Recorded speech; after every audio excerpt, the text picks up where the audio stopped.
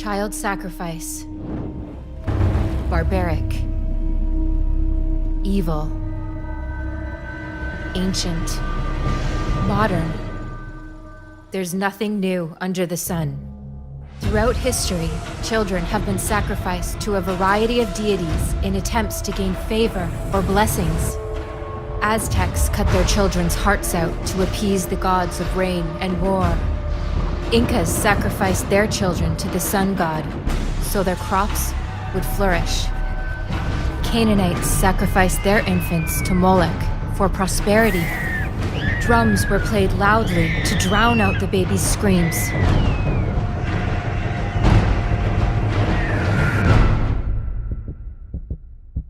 Child sacrifice never stopped, and we still don't hear their screams.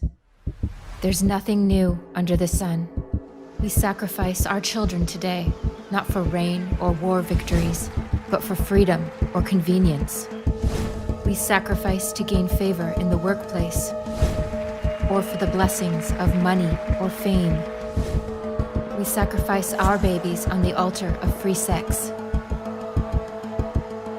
Child sacrifice is no longer a public event. It's done behind closed doors. Rather than a gory burning or bloody stabbing, it's become a neat, sterile, and clinical event. We don't throw our children into the fire or leave them to freeze to death. We starve our babies. We poison them. We rip off their arms and legs and crush their skulls. We call it choice. We call it empowerment. And our culture condones it. We celebrate it. We celebrate baby murder. We consider it vital to our existence. It's become a right. But nothing is different. There's nothing new under the sun. Innocent human beings are still being sacrificed for the selfish gains of those more powerful. Modern child sacrifice is thriving. We must end it. End abortion.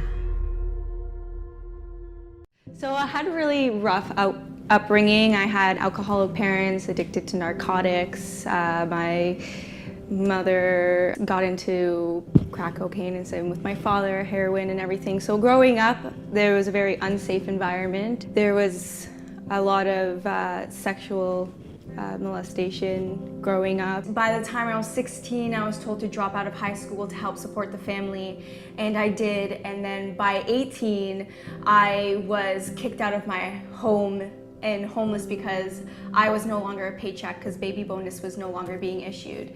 By 19, I was in an abusive relationship that I endured for 2 whole years because I was completely convinced that I loved this person, probably because I had grown up in abuse, that it was so normal to me. He had placed me in a hospital because he had physically beaten me so badly. And I had gone through at least 19 apartments, park benches, cars, centers, shelters to shelter myself in by the time I was 21, and found myself exotic dancing to get away from that abusive relationship. And then at 22, I found myself pregnant. My life situation when I found out that I was pregnant was less than ideal. I was an alcoholic. I was addicted to prescription pills. I was a weekend cocaine addict, and I was just an all-around mess. And I was in a relationship and pregnant with someone's baby who I didn't see a future with. And in an instant, I realized that I'm gonna have to be a single mother. And so that dream of having a 2-parent household and a stable family and everything that I never had was instantly gone. So once I found out, I was contemplating abortion for about an hour, wrestling with this, because I was like, I can't bear a child into my situation. But then it dawned on me, it doesn't matter if it's their child. This is also my child, and that's what really shifted things for me. So I decided to choose life, but I had no idea how I was gonna do it.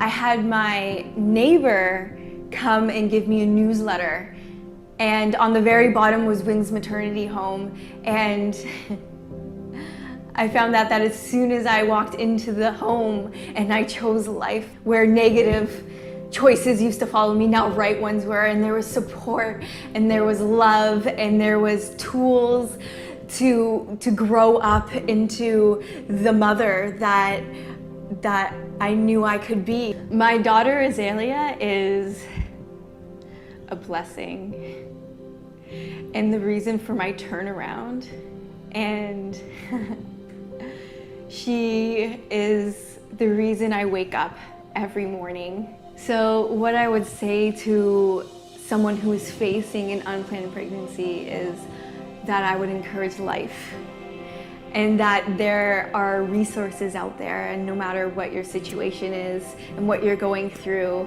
that you're not alone.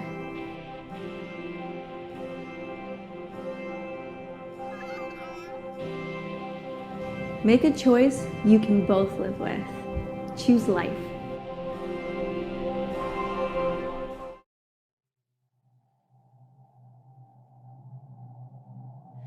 The moment I found out I was pregnant was, extremely overwhelming. I have never been so scared in my entire life. I just felt sick to my stomach, like, what am I gonna do? And I felt really alone, and I was really scared of telling my family, and I felt ashamed to admit that I was pregnant. I'm only 22, and I have dreams and ambitions, and I really felt in that moment that all of that was gone. So I contacted my local maternity home, and I got an interview to come in and see the home, see what it's about. I was angry. Someone who I didn't even know was telling me, it's gonna be okay, you could have this child, and I'm on the other end saying, no, this wasn't what I wanted. This was not planned. This is my body and my choice. And I felt that because of the situation that I was in, the only option was for me to have an abortion. And that's what I was gonna do, and that was gonna be my choice. I had booked my appointment and everything. I had it set, and this woman kept saying, no, Megan, your child has a purpose and a meaning, and this baby has a life. It's not just your life, it's this child's life. And those words stuck with me.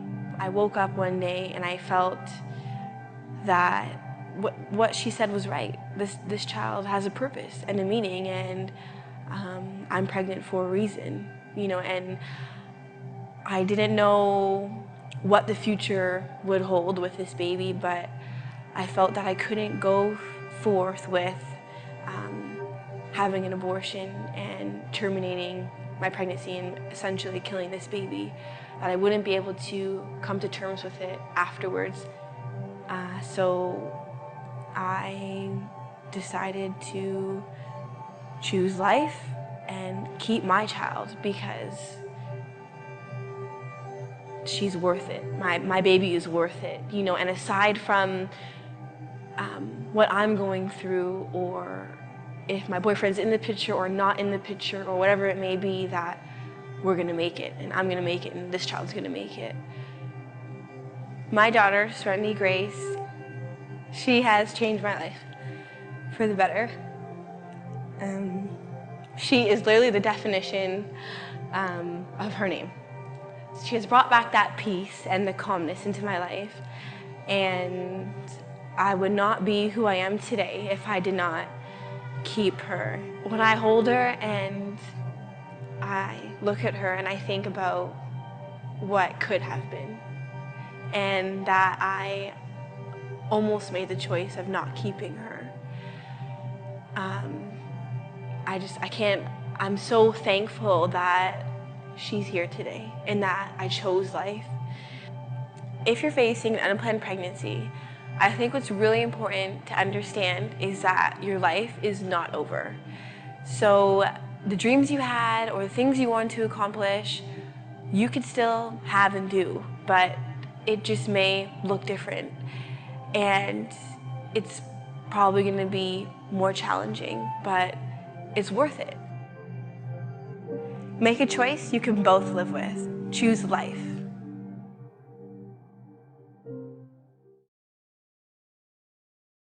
My name is Louise. I am 24 years old. I am a mother to an angel, and my angel was born out of rape. I was raped by somebody I knew, and 5 weeks later, I had missed my period, and that's when I knew I was pregnant. I decided to choose life because I wasn't going to let an innocent life pay for one man's intent to hurt me. She hasn't hurt me. She's provided me with healing and growth and new experiences that I never knew that could happen in my life. So she's not going to pay for what one man's intentions were, because her intent is just to enjoy her life. When people say abortion is needed in cases of rape, I feel that is very unfair. If your body has already started to create life, undoing the process seems very detrimental.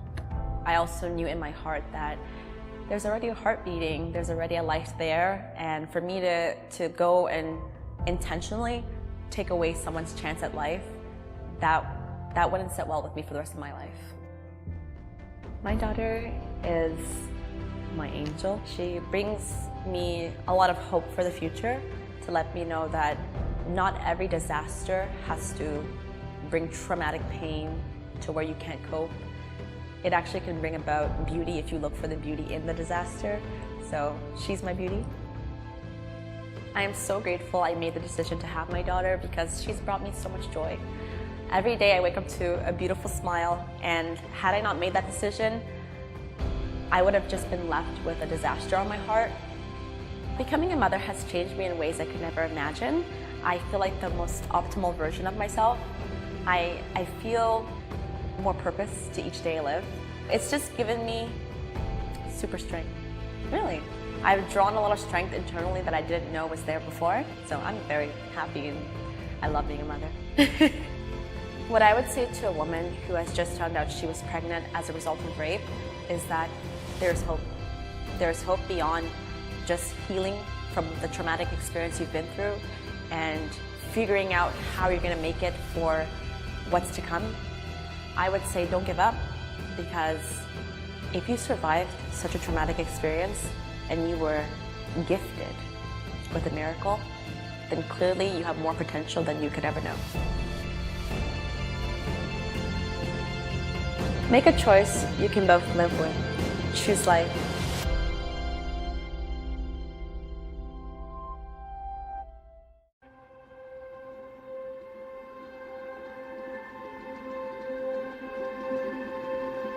Very definition of love is a birth mother's love that she has for her unborn child when she chooses adoption as the option for that child.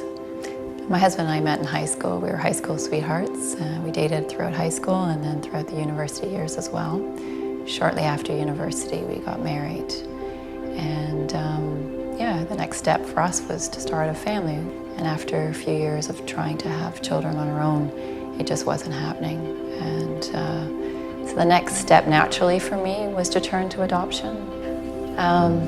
So Kayla Elizabeth is our eldest daughter. She's 9 years old. She became our forever daughter at 12 weeks of age. Kayla Elizabeth's adoption took place through CAS. It's therefore a closed adoption. So her birth parents didn't get to choose the family that we're going to adopt her. CAS chose us. Kayla Elizabeth is a very happy, outgoing, and fun-loving child, and she has brought so much joy into our lives. From the moment I first held her, I fell instantly in love with her. Kezia Faith, our energetic 4-year-old, became our forever daughter at birth. She was adopted through a private adoption agency, and her birth parents had full say over who the adoptive family was. In fact, we got to meet with them a couple of times before the birth took place, and they chose for us to be present at the birth. You know, I can say firsthand that after going through 2 adoptions that there was this special chamber within my heart that was just hidden. I didn't even know it was there. And the moment I held my first daughter, Kay Elizabeth, it's like this chamber within my heart just opened up. And it's a love that just, I didn't even know existed, and it came so profound and just pouring out into this child. And it's unconditional love that I have for both of my girls. Birth mothers might feel that they're being judged or that they are viewed as being selfish and irresponsible in choosing adoption, but it's actually the opposite. They are mature and wise beyond their years, and they're able to make a decision that with the child's needs placed first, and it's all driven by the love that they have for their unborn child. There are hundreds of families waiting across Canada to adopt, and they're just longing to be called mom, be called dad. And it doesn't make any difference if the child has grown within inside you or not. I mean, the love that, again, I experienced was immediate. I would also like to say to women out there who perhaps carrying a baby that's being diagnosed with Down syndrome or health concerns that there are many families who are waiting to adopt babies with exactly that, Down syndrome and health concerns, and those babies are wanted. Adoptive parents never doubt that the birth mother doesn't love the child, and that's not the reason that they're giving this baby up. It's the opposite. We know how much you love your unborn child, and we remember that always, every time we look into the eyes of our child. Make a choice you can both live with. Choose life. Let's talk about one of the most emotionally charged subjects there is, abortion, but in an unemotional way. Also, let's not touch on the question that most preoccupies discussion of the subject, whether abortion should be legal or illegal. The only question here is the moral one. Is ending the life of a human fetus moral? Let's begin with this question. Does the human fetus have any value and any rights? Now, it's a scientific fact that a human fetus is human life. Those who argue that the human fetus has no rights say that a fetus is not a person. But even if you believe that, it doesn't mean the fetus has no intrinsic value or no rights. There are many living beings that are not persons that have both value and rights. Dogs and other animals, for example. And that's moral argument number one. A living being doesn't have to be a person in order to have intrinsic moral value and rights.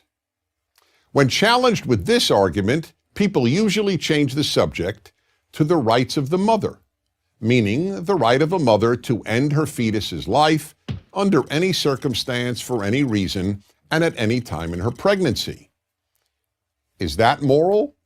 It is only if we believe that the human fetus has no intrinsic worth.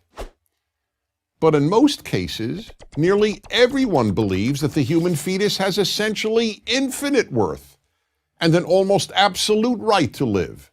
When? When a pregnant woman wants to give birth. Then society and its laws regard the fetus as so valuable that if someone were to kill that fetus, that person could be prosecuted for homicide.